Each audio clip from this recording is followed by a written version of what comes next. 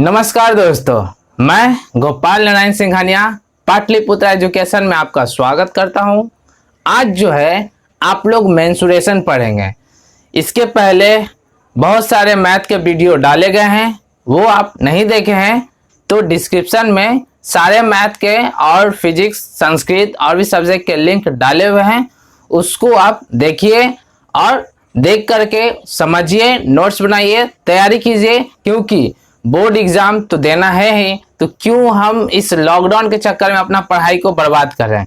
तो अपना जैसे पढ़ाई करते हैं सिलसिले तरीके से करते रहिए और फिर जैसे जिंदगी है बस उस तरह से कटते हुए चलेगी। तो चलिए स्टार्ट करते हैं मेंसुरेशन के बारे में। मेंसुरेशन जो है आपका मेंसुरेसिया शब्द से बना है। ये एक यूनानी शब्द है, यूनानी भाषा से आपका लिया गया है मेंसुरेसियो, उसी से बना है। मेंसुरेसियो का मतलब होता है मापन, ठीक है। अब हिंदी में मेंसुरेशन का हिंदी होता है क्षेत्र मिति। क्षेत्र मिति का मतलब होता है क्षेत्र प्लस मिति। क्षेत्र मतलब जगह, मिति मतलब मापन, अर्थात जगह का मापन। तो यहाँ पे देखिए आपके सामने मेंसुरेशन शब्द जो है यूनानी से बना हुआ है। अब मिला जुला करके क्षेत्र मिति का अर्थ होता है जगह का मापन। क्लियर है। अब इसकी परिभाषा की यदि बात की जाए तो हम क्या बताएंगे इसकी परिभाषा के बारे में। हम इसके बोलेंगे कि गणित शास्त्र की जिस शाखा में किसी आकृति की लंबाई, चौड़ाई, समतल आकृति का क्षेत्रफल, ठोस आकृति का पृष्ठीय क्षेत्रफल, आयतन, ठीक है, इत्यादि के माप का अध्ययन किया जाता है, उसे हम लोग क्षेत्रमिति कहते हैं, यानी कि मेंसुरेशन कहते हैं। मिला जुला करके इसमें करना क्या है, आपको पढ़ना सिर्फ है आकृति के बारे में पढ़ना है। समतल आकृति, ठोस आकृति, क्षेत्रफल निकालना है, दूरी निकालना है, ऊंचाई निकालना है, ठीक है, बेस निकालना है, हाइपोटेनस निकालना है। तो यही सब चीज आप मेंसुरेशन में पढ़ेंगे। समतल आकृति क्या क्या है तो देख लीजिए, त्रिभुज है, चतुर्भुज है, आयत है, वर्ग है, समांतर चतुर्भुज है, समचतुर्भुज है, समलंब चतुर्भुज है, ठीक। यहाँ पे अगर बात की जाए तो त्रिभुज के प्रकार जो होते हैं वो टोटल 7 प्रकार के त्रिभुज हैं।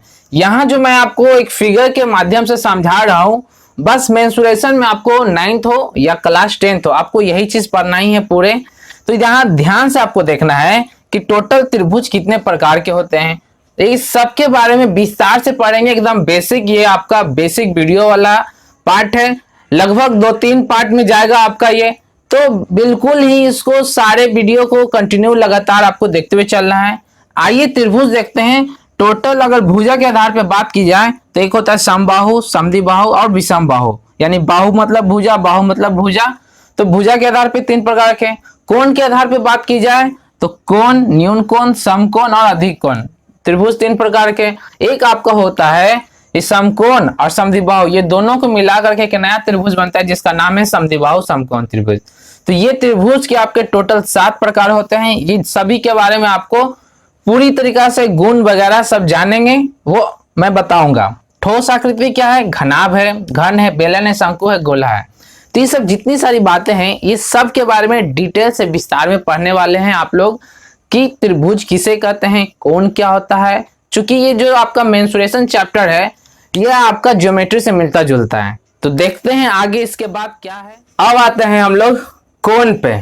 कोण क्या है तो आप लोग जानते भी होंगे और देखे भी होंगे कि अपने दैनिक जीवन में जो भी आप चीज यूज करते हैं, जैसा कि आपके सामने स्क्रीन पे शो कर रहा है, कैंची यूज करते हैं, प्रकार बॉक्स यूज करते हैं, प्रोटेक्टर यूज करते हैं, तो ये सब आपका क्या है, कोण के रूप में आता है। देखिए कोण को अगर हम बोला जाए परिभाषा के बारे में तो 2 किरणों के मिलने से जो झुकाव पैदा होता है, जैसे ये 2 किरण हो गया, सपोज दैट के लिए ये आपका 2 किरण है, ठीक है, और ये झुका तो वहां पे एक आपका झुकाव मिला, ये आपका झुकाव, ये आपका झुकाव है, इसे ही हम लोग कहते हैं कोण, ठीक है।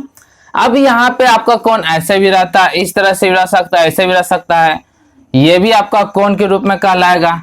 या आप ऐसे उंगली बनाइए यहाँ पे और यहाँ देखिए इस तरह से आपका बन रहा है कोण, ये एंगल बन रहा है, जैसे भी बनाइएगा आपका क्या बनेगा, कोण। यहाँ तक तो आप परिचित हो गए। अब इसके बारे में ज्योमेट्री में कोण के बारे में पूरी तरीके से विस्तार से पढ़ेंगे। फिल वक्त मुझे कोण से समझना है कि कोण क्या है, ये जान गए। अब जानना है कि त्रिभुज क्या होता है।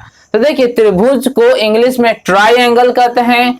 त्रिभुज, त्रिभुज अर्थात अगर इसका हम संधि विच्छेद करें तो आता है त्रि प्लस भुज, मतलब त्रि यानी कि तीन, भुज यानी कि भुजा यानी बाहु, तो ये हो गया तीन भुजा।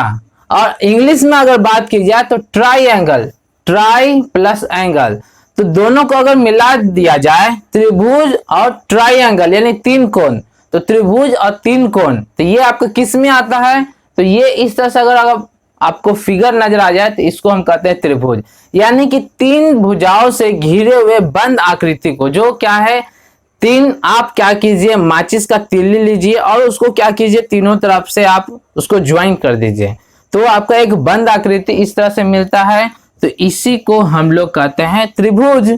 क्लियर। तो देखिए त्रिभुज के टोटल 6 अंग होते हैं। 6 अंग में कौन कौन से आते हैं, क्वेश्चन कभी कभी आपसे जो 6th क्लास में पढ़ेंगे उससे पूछा जाता है त्रिभुज के कितने भाग होते हैं, कितने अंग होते हैं, तो टोटल 6 अंग होते हैं। 6 अंग में 3 भुजा 3 कोण। अब भुजा किसको कहेंगे, तो यहां से यहां तक जो आपका ऐसे आता है इसको कहते हैं भुजा, तो ये आपका कहलाता है भुजा, ये आपका भुजा, ये आपका कहलाता है भुजा। तो त्रिभुज में टोटल कितने भुजा, तो 3 भुजा होती है। अब देखिए ये जो आपका ये 2 भुजा से या 2 किरण बोलिए या 2 भुजा बोलिए उसके बीच एक झुकाव मिल रहा है, उसको हम लोग कहते हैं कोण। तो त्रिभुज में कितने कोण, तो यहाँ पे 1 2 3, नाम से ही पता चलता है 3 भुजा और 3 कोण। ठीक है, तो यहीं से पता चल गया। अगर इसको हम हिंदी इंग्लिश में देखें तो त्रिभुज के 6 अंग होते हैं, 3 भुजा होती है और 3 एंगल होते हैं, यानी कि 3 कोण। क्लियर। अब यहाँ पे बात आता है इसको पढ़ेंगे कैसे, तो इसको पढ़ने का तरीका है त्रिभुज ए बी सी। ठीक है, ए से चालू कीजिए, बी से गए और बी से गए सी, ए से बी, बी से सी, अब फिर इसको यहाँ मिला दीजिए।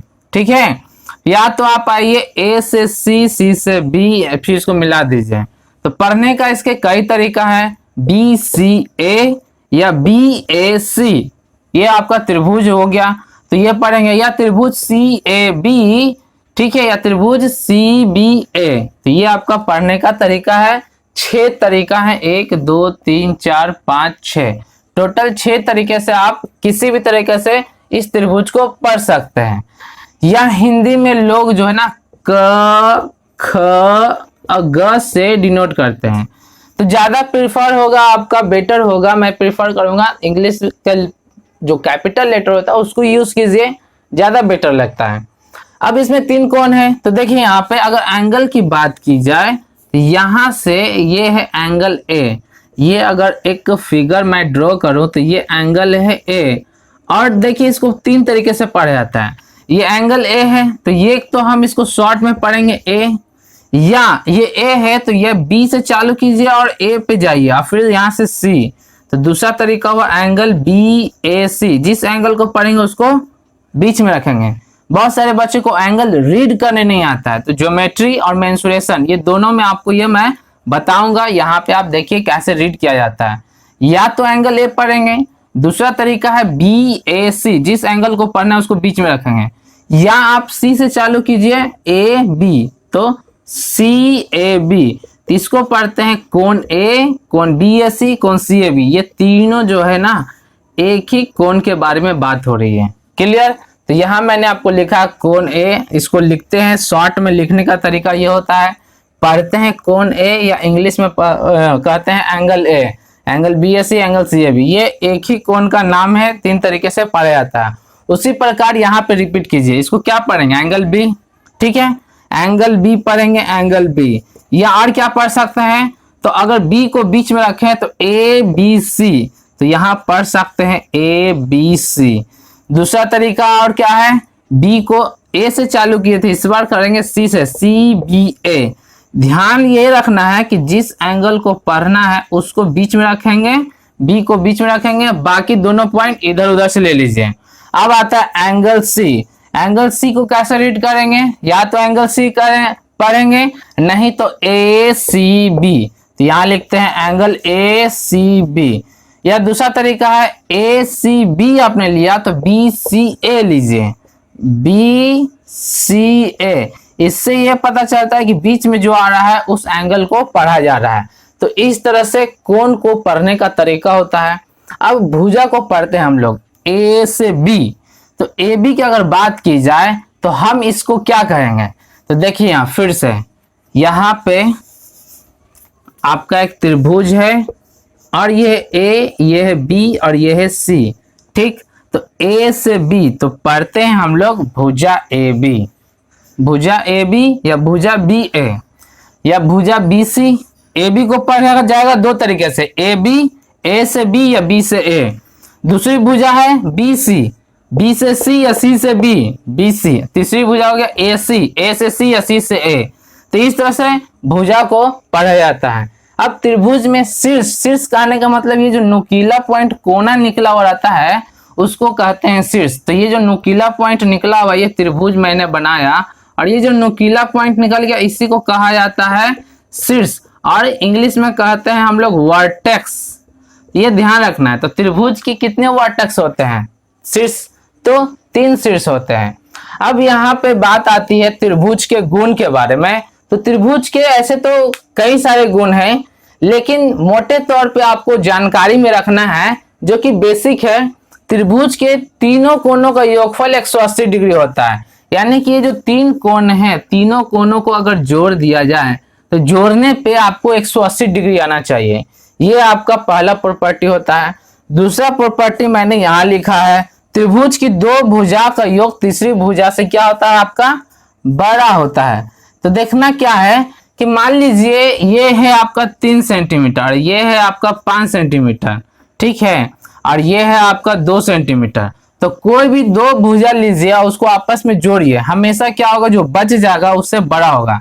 कहने का मतलब ये दोनों को लिए, ए बी और बी सी को लिए, तो ए बी का वैल्यू 3 सेंटीमीटर और बी सी का वैल्यू 5, दोनों को जोड़े तो आया 8।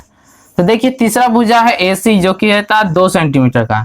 तो मैंने क्या बताया है कि त्रिभुज की 2 भुजा का योग तीसरी भुजा से बड़ा होता है। तो ये देखिए आपका क्या है, ये जो जोड़ आया आपका 8, ये क्या है, 2 से बड़ा है 8, यानी कि ये 8 किसका योग है, ए बी और बी सी का। तो हम यहाँ से कहेंगे A B plus B C greater than A C. ठीक है, तो कोई भी 2 भुजा लीजिए, उसी प्रकार आप बी सी और ए सी को ले सकते हैं। तो यहाँ पे हम कह सकते हैं क्या कि बी सी प्लस ए सी, यहाँ से अगर हम लिए बी सी प्लस ए सी, बी सी ये आपका हो गया बी सी प्लस ए सी। तो बी सी और ए सी को जोड़िए तो 5 2 7 आया। ठीक है, तो 7 क्या है, 3 से 7 और 3 में कंपैरिजन किया जाए तो 7 बड़ा है 3 से, 3 कहने का मतलब ए बी। तो ये होता है आपका ये प्रॉपर्टी, ये ध्यान रखना है। अब जानना क्या है, त्रिभुज के प्रकार कितने होते हैं। तो देखिए यहाँ पे भुजा के आधार पर त्रिभुज जो है ना 3 प्रकार के होते हैं। पहले तो त्रिभुज के प्रकार कितने हैं, तो भुजा के आधार पर और कोण के आधार पर। भुजा के आधार पर बात किया जाए तो 3 प्रकार के हैं, कोण के आधार पर बात किया जाए तो भी 3 प्रकार के हैं। तो अब भुजा के आधार पर 3 प्रकार के कौन कौन से होते हैं, समबाहु त्रिभुज जिसको कहते हैं इक्विलैटरल ट्रायंगल, समद्विबाहु त्रिभुज जिसको कहते हैं आइसोसेलेस ट्रायंगल, विषम बाहु त्रिभुज जिसको कहते हैं स्केलेन ट्रायंगल। तो अब देखते हैं क्या है, कोण के आधार पर त्रिभुज कितने प्रकार के होते हैं। कोण के आधार पर त्रिभुज के 3 प्रकार हैं, जैसे कि न्यूनकोण त्रिभुज, समकोण त्रिभुज, अधिक कोण त्रिभुज। न्यूनकोण कहने का मतलब है कि जिस त्रिभुज के एक कोण की माप क्या हो या तीनों कोण की माप 90 डिग्री से कम हो उसे न्यूनकोण त्रिभुज कहते हैं। समकोण त्रिभुज कहने का मतलब है कि जिस त्रिभुज के एक कोण की माप 90 डिग्री के बराबर उसे समकोण त्रिभुज कहते हैं।